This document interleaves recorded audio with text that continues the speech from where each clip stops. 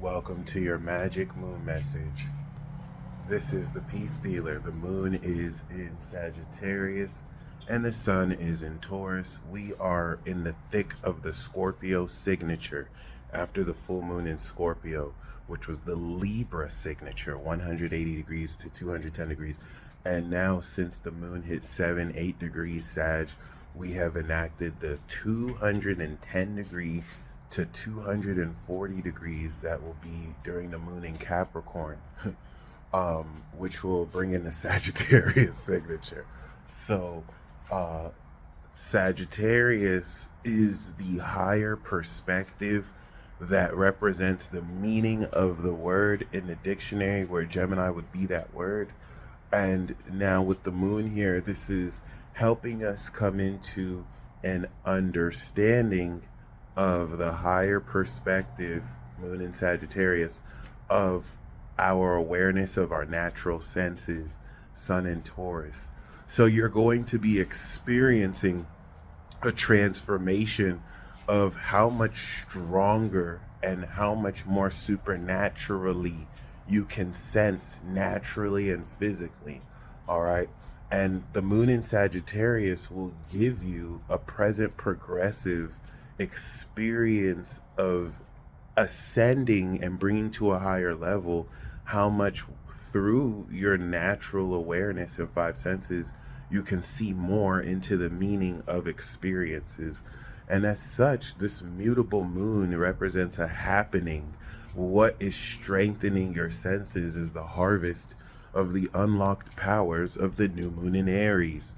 And that full moon in Scorpio, which charged this understanding of wisdom and pure energy, is now producing the effect of elevating your ability to naturally sense and manifest as well, or bring things into reality just with your intention and whatever inspired actions follow from that, to not only prepare for you to elevate this perception of your grounding and your values, but then to apply this change in your vision and perception towards the utilization, control, and organization of the direction you take this perspective when the moon is in Capricorn, stepping into the Sagittarius signature, now showing you the higher level of this value and grounding tangibly the effects of this elevated state of consciousness. And because of the Scorpio signature, that's what's going to transform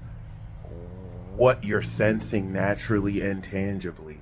It's going to help you see into the metaphysical dynamics and mechanics towards more unconventional manners of manifestation relative to auto nervous functions in your body and literally your physical being and physiology that go into aligning your will and intention towards magically creating whatever it is that was in your imagination into reality.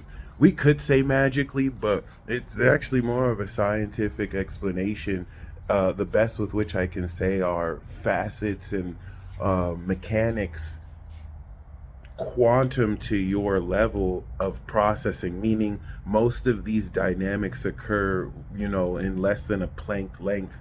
So you're not going to be able to perceive it critically. You're not going to be able to really notice all the functions your heart does that pumps blood to your brain, because you don't have to control it. It's auto nervous. And then on top of that, we could also bring into account facets that occur quicker than like picoseconds and nanoseconds, all produced from you. Taurus is able to slow down the vibration. If you think the earth element is slowed down, molecules or atoms are condensed, they're not really physical. That's the illusion. Hence why Pisces is opposite Virgo, because this reality is an illusion. Everything that you see that is solid isn't really solid. It's just super condensed. It's slowed down, hence the element of earth, which provides grounding. So you're going to be seeing through that. And when the moon is in Pisces, you'll be feeling beyond that. But with the vision of Sagittarius, this is going to transform your natural senses relative to the influence of Zeus and Uranus and Jupiter, that are actively expanding the unconventional element of how naturally you can harness energy. Because of course your brain is producing electricity through your heart, from your brain. And once again, all these movements, you're not going to account for them all, but they still exist within you. They still really run through you. That's why you're breathing. That's why you're doing everything you're doing. So what is this breakthrough into coming into a more natural and organized control of harnessing what may have been latent to you for the better half of your whole life? This is what's going to prepare you for the rest of this transit before we have the new moon in Taurus, which is going to activate this new cycle of wealth and value and manifestation. All right.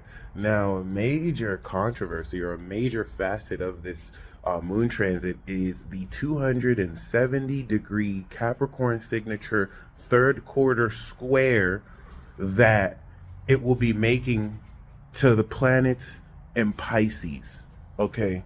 Every month we have the moon in Pisces transit, which is a revisiting of relative to Saturn increasing in degree, and Neptune, which will make it to 29 degrees in over 165 years, is going to increase the heightened sensitivity of your senses through your imagination in order to tap into unseen metaphysical relating to beyond the physical, beyond your 1% of the electromagnetic spectrum you can physically see that still exists, and help you now see and understand how these unseen influences actually play out and continue to transform. And that's why, knowing the moon is going to square Neptune, Mars, and Saturn, this is what's going to bring, relative to the last time during Aries season where we had the moon in Pisces, a height of realization and seeing into the higher meaning of what you've wished for, what you've understood you must believe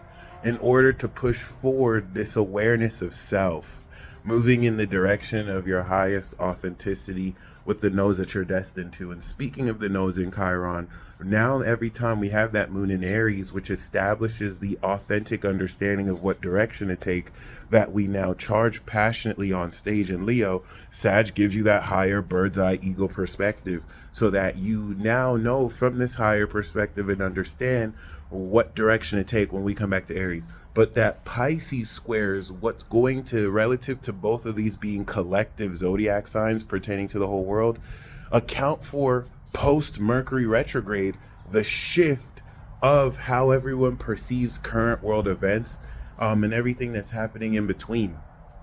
I think it'd be really worth it to study the Mercury retrograde transit in Aries this year. I'm going to use this as an example, but it applied to far more than just this example. So when I say this example, I want you to apply it to yourself. I want you to apply it to everyone else you've seen this with, but popular Jewish Canadian recording artists, right when Mercury went direct, during Mercury retrograde, you could say he shot himself in the foot by putting out that tailor-made freestyle, maybe in a bit of being too anxious. Everything about Aries is impatient. When it's being anxious. You could say what he was doing was he had that last Uno card. He wasn't scared, but he was very anxious to play it. Hey, play your card. And that will make anyone anxious when you feel like you're about to win the game. And this is where, Mercury retrograde can have you jump the gun. And what happened when Mercury went direct, he took the track down because he was ordered to by their estate. So I'm just using that as an example to show how Mercury retrograde and going direct usually features certain people saying things and then having to take them back. And it'd be interesting as Mercury goes direct now, how we're moving forward on this reevaluation of what we think we are and what we communicate through it, authentically, rawly, even if it brings in a bit of vulgarity. Venus, of course, being in Taurus, will, with the moon in Sagittarius, help you understand how you're transforming, how much more you polish the beauty of your value. And it doesn't hurt to trine Mars in Aries, which will really bring this exhilaration towards seeing the direction you can go forward with authentically. And of course, now with the quincunx, the Scorpio signature quincunx to Uranus and Jupiter that will happen near the end of the transit, this is what's going to, like, you're literally seeing the effect of the harvest that we're doing. This is breakthrough. Moon in Scorpio, Sagittarius, and Capricorn. We're breaking through into a higher level of awareness, or the next level of awareness, because it has to be higher or lower. But this is where you're actively, visually seeing the effects of transformation. I mean, you're just harvesting seeds you planted 3 weeks ago, and now it's time for you to see the nature and quality of what it is you sowed seeds for. It's time to reap, baby. And this is what, of course, with said quincunx to Taurus from Sagittarius, will enlighten you to how much more upgraded the quality of your values and physical body are before you understand what to do with it when it goes into Capricorn, the cardinal sign of action. Which brings me back to, I think, what's going to be the most important part of this transit, the mutable squares. Okay, this is game changer mutable magic that, in transforming your senses, enabling you to see what you may not have been able to see before because you weren't at this level of harnessing energy or strength, will now really adjust a little or a lot the direction you take, and the quality of those directions, your character, through your values. So the square to Saturn is reinforcing the system of beliefs, your Noah's Ark, that will once again now provide consistency and also a crystallization of maybe facets that might have been abstract that will become a lot more real due to, once again, the consistency of what you imagine versus what you do and what happens and how they're linked. Outside of just being a post ad hoc fallacy. In fact, a lot of post ad hoc fallacies you might have thought, you're going to realize actually aren't. And there is a solid correlation and causation with them. Whereas before, maybe you couldn't connect both dots because of metaphysical influences that weren't necessarily physical. The moon in Sag helps you understand what you're seeing about, imaginary concepts, abstract concepts that still exist while not being physical. Okay, that being said, once now this squares Neptune, I know I said Mars and Pisces, but I think it's in Aries now. Once it squares Neptune, once we've had that footing, that time clock with Saturn, this will now transcend how much more we can see through illusions. And that's really something to be mindful of. A lot of what might be presented to you, in light of not having any Gemini of truth or intellectual clarity, and Virgo of analysis and facts, can be subject to just be interpreted in any way it's not even really true. So be mindful of wasting your time with those who just see what they want to see. Peak delusion is definitely possible, even within yourself. If there's certain facets you can't accept relative to what you see, and that's a huge challenge, to make sure that what you are experiencing externally to you isn't what dictates what you feel inside, but the other way around. The best way to take advantage of all the transits, but specifically a transit like this, is to rewrite what it is you see through your imagination. Children or people who don't believe in themselves find it hard to accept that they don't have to wait for things to happen before they have it. All right, I don't have to wait to see $2 million in my bank account before I see it in my mind's eye. And of course, relative to the postmodern, materialist, reductionist, empiricist society that, influences you to believe that everything is just material, that's just a lie. So you really want to, see what you want to see, and of course, align your actions with it. So you're not just daydreaming, you're manifesting. If you're just wishing and seeing what you want to see, that's really just daydreaming. But if you are aligned and thinking as if and communicating as if, which doesn't mean you have to spend more money than you have, you're still in this world. But if you see that, you're going to see results very quickly because of this transformation of senses, which will now take back your power, a huge ace house theme relative to the moon in Gemini, and helping you understand how you're so much more powerful and capable than you still may have given yourself credit for. You guys stay blessed as always, and until next time.